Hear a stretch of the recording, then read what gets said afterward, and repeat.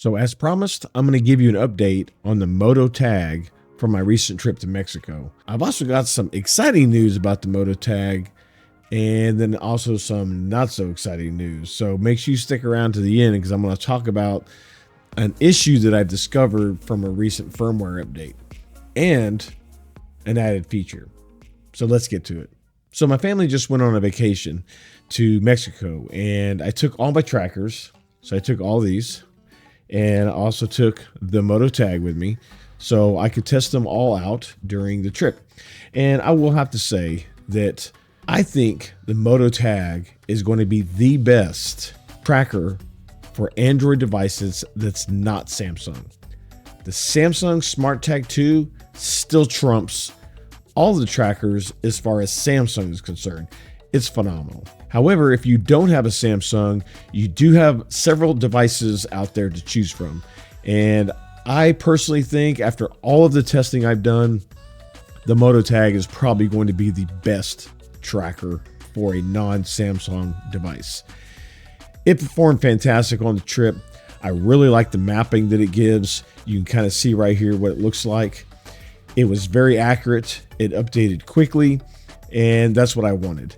Now, unfortunately, they still don't have the ultra-wideband active for the trip I took, but that's okay. I think obviously once that comes into play and Google actually gets that service enabled on their network, it's just going to add to the feature set and just make it even better. So that's fine. But in the testing I've done so far for the Bluetooth trackers, Moto Tag is going to be the best. And while it doesn't have the ability to attach to something on its own because it doesn't have any kind of key ring, it's very easy, small, inconspicuous, and you can just slide it in your pocket if you wanted to. You can put it in your backpack, you can put it in your purse. If you did want to attach it to something, obviously they make tons of different devices that you can actually put it in where you can attach it to your key ring, your dog's collar, or whatever the case may be.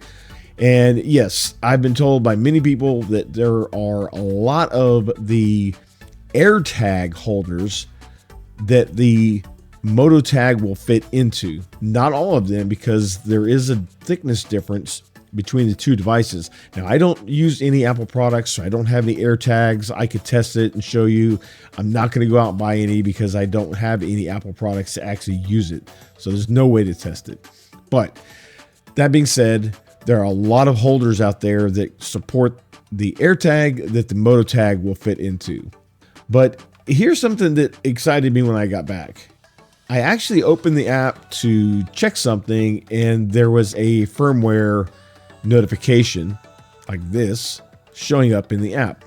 So I was like, okay, well, let's update the firmware. And come to find out, as you see here, they're enabling the button on the Moto Tag to be able to take a picture. See, it works. That's awesome. That was one feature that was supposed to be there to begin with when it launched, but it was not available. I'm really glad to see that Motorola has pushed out an update pretty quick that has enabled that feature.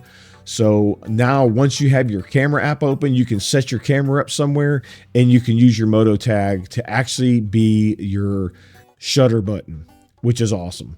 But now, like I said in the beginning, here's something that is not so good that I'm really hoping they push another firmware update to fix this, because even though this last firmware update gave you the ability to use the button, they broke the battery life. Now, when I did the firmware update, I actually replaced the battery. So it's been a week, literally 1 week, and the battery's dead already.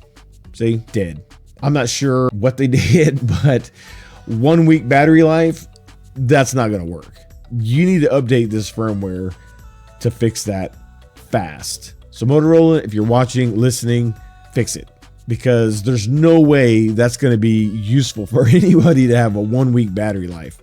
You went on a 2 week trip and your luggage was lost somewhere, it's going to die before you ever found it. Now, I'm sure that they are working on it because there's a lot of people complaining about it. I am not the only one, and so I hope that there's another firmware that comes out pretty quick. So just to wrap all this whole tracker thing up, You have the Samsung SmartTag 2 for Samsung devices only. Phenomenal. Works great. So far, I've had no battery issues. Definitely has ultra-wideband working. It's great. You have the Pebblebee Clip. You have the Chipolo. You have the original Samsung SmartTag. And I'm sure there's going to be a whole bunch of others coming out. Tiles out there. So I think the whole tracker market's going to just continue to like come out with all these different devices, all these different companies. But personally, if you have an Android device, I think the Moto Tag is going to be your best bet once Motorola fixes the firmware to fix the battery problem.